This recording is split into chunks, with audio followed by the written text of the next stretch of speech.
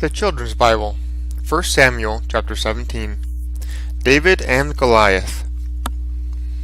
Now the Philistines gathered their forces to battle.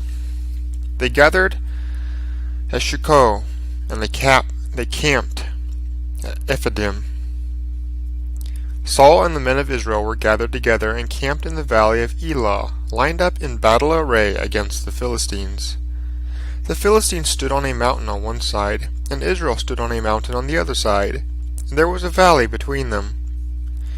Out from the camp of the Philistines came a champion named Goliath of Gath, whose height was 9 feet and 9 inches.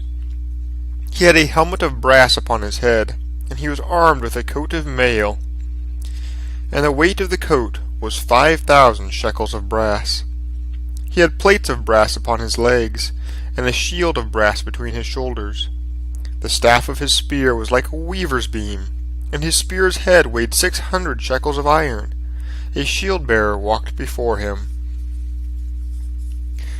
Goliath stood and cried out to the armies of Israel, "Why have you come out to set your armies in battle array? Am I not a Philistine and you servants of Saul?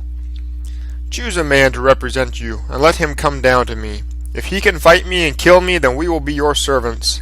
But if I win over him and kill him, then you shall be our servants and serve us." And he added, "I defy the armies of Israel to this day. Send me a man that we may fight together." When Saul and all the Israelites heard these words of the Philistine, they were dismayed and very much frightened. And every morning and every evening for 40 days the Philistine drew near and challenged the Israelites. David at this time left the court of Saul to go home and feed his father's sheep at Bethlehem. His 3 oldest brothers were in the army of Saul. Now Jesse said to David his son, "Take a measure of this parched grain and these 10 loaves for your brothers, and run to your brothers' camp. Take these 10 cheeses to the captain of their group, and see how your brothers are faring." So David rose early in the morning, and left the sheep with a keeper, and departed as Jesse had commanded him. He came to the battle line just as the army was going out to fight, shouting their battle cry. For Israel and the Philistines had put the army in battle array, army against army.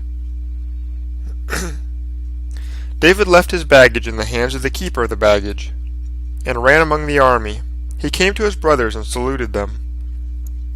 As he talked with them, there appeared the champion Goliath out of the armies of the Philistines, and he made his challenge, and David heard it. All the men of Israel, when they saw the man, fled from him and were very much afraid. "Have you seen this man who came up?" the men of Israel said. "He has come up to challenge Israel, and to the man who can kill him the king will give great riches, and he will give him his daughter in marriage, and will make his father's house free in Israel."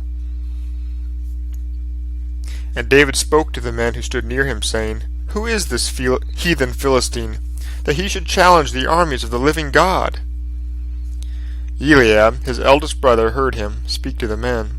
And Eliab's anger was kindled against David, and he said, "Why did you come down here? With whom did you leave those few sheep in the wilderness? I know your pride and the wickedness of your heart, for you have come down just so you might see the battle." David said, "What have I now done? Is there not a reason?" He turned from him toward another man, and spoke to him in the same way, and the people spoke again of the reward. And when the people heard the words which David spoke, they repeated them before Saul, and he sent for the boy. And David said to Saul, "Let no man's heart be troubled because of Goliath. I, your servant, will go and fight with this Philistine." Saul said, "You are not able to go out and fight this Philistine, for you are but a boy, and he has been a man of war since his youth." David said to Saul, "Your servant kept his father's sheep, and a lion came and a bear, and took a lamb out of the flock. I gave chase, and struck the lion down, and rescued it out of his mouth. And when he arose against me, I caught him by his beard, and struck him and killed him. Your servant killed both the lion and the bear, and this heathen Philistine will be as one of them, seeing that he has challenged the armies of the living God." Moreover, David said, "The Lord who saved me from the paw of the lion and from the paw of the bear, he will save me from the hand of this Philistine." Then Saul said to David, "Go, and the Lord be with you." Saul armed David with his armor, and he put a helmet of brass on his head and clothed him in a coat of mail. David fastened Saul's sword upon his armor and tried to walk in order to test the armor. But finding he could not, he said to Saul, "I cannot fight with these, for I am not used to them." Saul's pieces of armor were too heavy and cumbersome, so he undid them and took them off. He took his staff in his hand, and bending down, chose 5 smooth stones out of the brook, and put them in a shepherd's bag which he carried with him. With his sling in his hand, he drew near to the giant Philistine who waited. The Philistine came on, and drew near to David, and the shield-bearer went before him. But when the Philistine looked and saw David, he despised him, for he was but a boy, fine and fair of face. The Philistine said to David, "Am I a dog, that you come to fight me with sticks?" And the Philistine cursed David by his gods. And the Philistine said to David, "Come to me, and I will give your flesh to the fowls of the air and to the beasts of the field." Then David said to the Philistine, "You come to me with a sword, and with a spear, and with a shield. But I come to you in the name of the Lord of hosts, the God of the army of Israel, whom you have challenged. This day the Lord will put you into my hands, and I will strike you down, and take your head from you. And I will give the bodies of the armies of the Philistines to the birds of the air, and to the wild beasts of the earth, so that all the earth may know that there is a God in Israel. And everyone gathered here will know that the Lord saves, not with sword and spear, but the battle is the Lord's, and he will give you into our hands." Then as the Philistine rose up and came near to meet David, David hurried and ran toward the armies of Israel, toward the army to meet the Philistine. And he put his hand into his bag, and took out a stone and slung it, and it hit the Philistine in his forehead, so that the stone sank into his forehead, and he fell upon his face on the earth.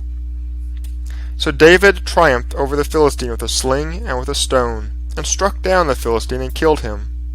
But there was no sword in David's hand.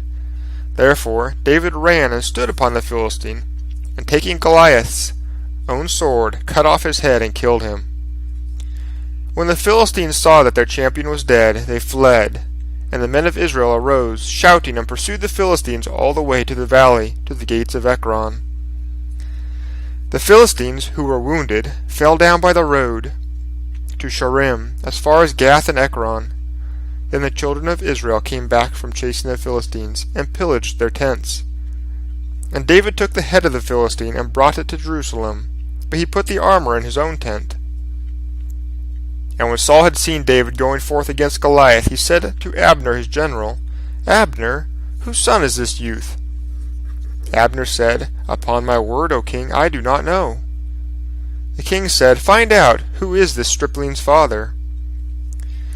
And as David returned from the slaughter of the Philistine, Abner took him and brought him before Saul with Goliath's head in his hand. And Saul said, "Whose son are you, young man?" David said, "I am the son of your servant, Jesse the Bethlehemite." Here's a picture of Goliath.